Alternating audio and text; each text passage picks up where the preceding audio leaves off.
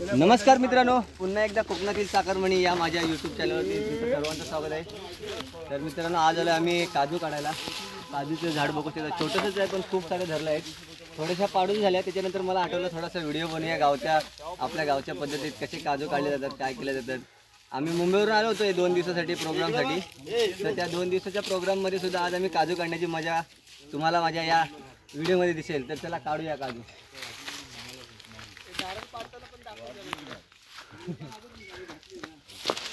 इकडे आपला छोटा भाऊ नारळ पण पाडताय, कारण कोकणातली पोरं एवढी टॅलेंटेड असतात की ते दगडाने सुद्धा नारळ पाडतात। बघा आता कसं पाडतील ते।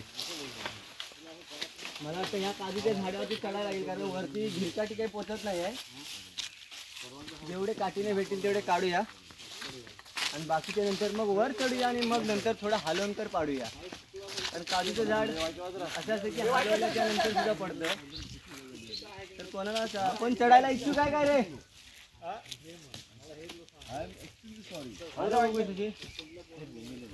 एवढे आम्ही काजूचे बिया काढल्यात, काजूच्या बिया या पूर्णपणे तयार झाल्यात। काजूच्या बिया आपण त्याला, आम्ही गावच्या भाषेत आम्ही त्याला काजू, आम्ही काय बोलतो त्याला, जांभी जांभी जांभी।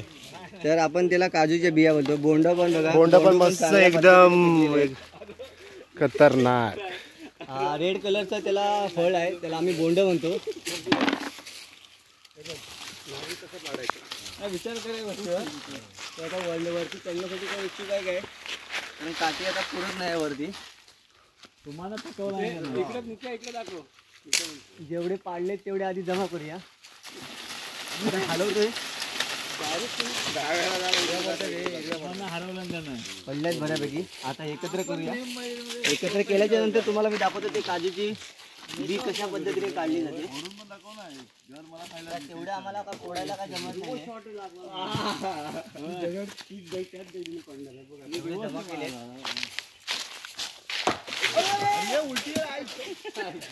दगडीने नारळ फोडायच्या अगोदर डोका फोडू नको। तर तुम्ही बघू शकता आता एवढे दगड पाठी येईल रे, त्याच्यामध्ये काही हिरव्या काजू पण पडल्यात। पण आपण हिरवी जा काजू असते ती थोडीफार हलकी लागलेली असते, थोडंफार तरी तिला हलवताना धक्का लागला तरी पडते। तर काजूची, हिरव्या काजूची बी अशा पद्धतीची असते।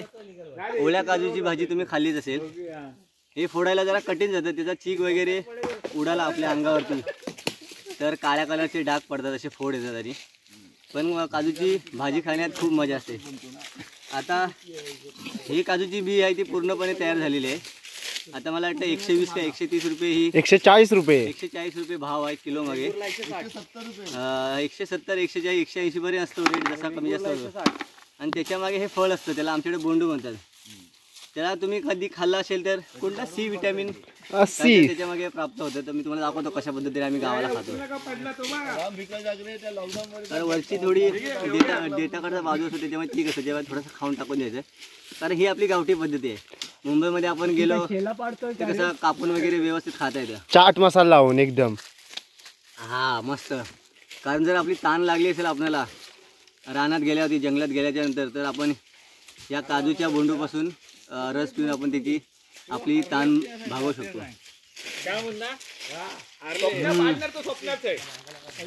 खूप मस्त वाटलं। या काजूच्या बिया काढणं पण एकदम सोपं असतं। बघा, वरती पकडल्याच्या नंतर थोडासा त्याला अँटी क्लॉक फिरवायचं, एकदम घड्याळाच्या विरुद्ध दिशेने एकदम लगेच निवड येते। असं फिरवलं का व्यवस्थित असं दिसतं। आणि याची भाजी करतात ते पण दाखव। तर थोडं काढूया आपण।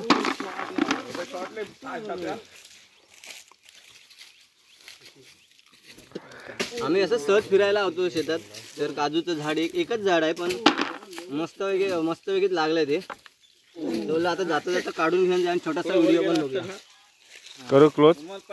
तर असे नवनवीन व्हिडिओ बघण्यासाठी कोकणातील साखरमणी या यूट्यूब चॅनलला माझ्या सबस्क्राईब करा, लाईक करा आणि शेअर करायला विसरू नका। Bye bye.